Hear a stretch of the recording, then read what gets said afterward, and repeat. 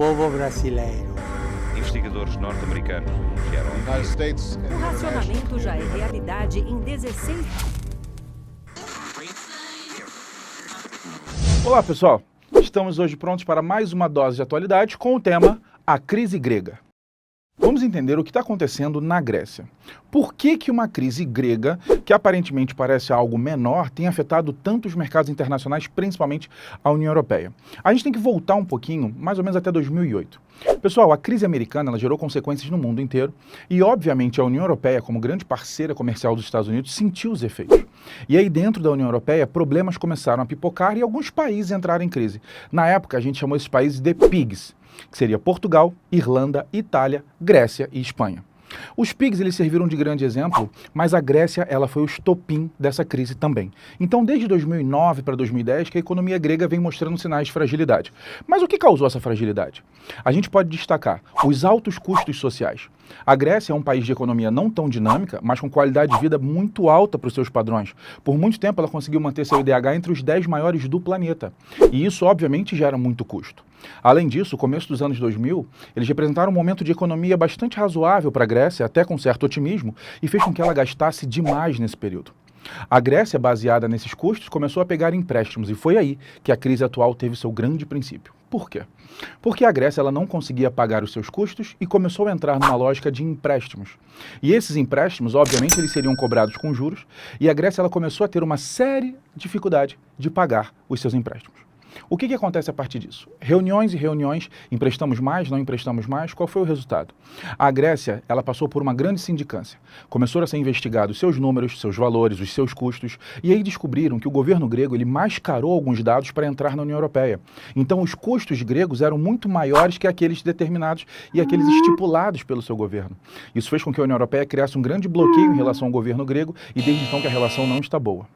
Mesmo assim, depois da crise de 2010, o bloco europeu cedeu mais um grande volume de empréstimos para a Grécia.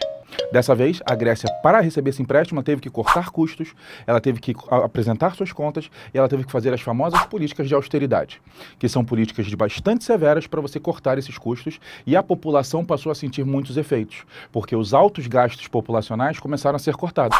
A exemplo de previdência, número de médicos. O desemprego grego hoje, ele é o maior da Europa. Ele já passa da casa de 25% e entre os jovens ele chega a 60%. Esse desespero grego ele se reflete na atual conjuntura. Por quê? O novo governo do premier Alexis Tsipras, ele vem com uma nova proposta, ele tem um cunho mais de esquerda e ele vem tentando renegociar a dívida com a União Europeia. No dia 30 de junho foi cobrada uma dívida do FMI no valor de 1,6 bilhões de euros. E aí qual foi o efeito? A Grécia deu um calote. Isso foi muito importante porque foi o primeiro calote de um país considerado rico ou desenvolvido do FMI. Nunca antes um país rico não tinha pagado uma conta. E foi aí que todas as relações começaram a ficar muito afetadas. A União Europeia marca uma reunião para falar sobre a Grécia. O governo grego, com medo das pessoas começarem a tirar o dinheiro do banco e ficar sem dinheiro, ele congela a conta das pessoas. As pessoas ficaram mais ou menos uma semana sem ter acesso ao banco e depois disso com um limite diário de 60 euros para retirar do banco, para evitar que as pessoas fujam com poupanças e dinheiro que o governo está usando. Resultado: o governo decidiu fazer um plebiscito e convocar a população. Nós devemos ou não aceitar as novas medidas que a União Europeia vem impondo? Sabe qual foi a resposta da população? Não, não devemos aceitar o que a União Europeia vem impondo. Sabe qual é o resultado disso?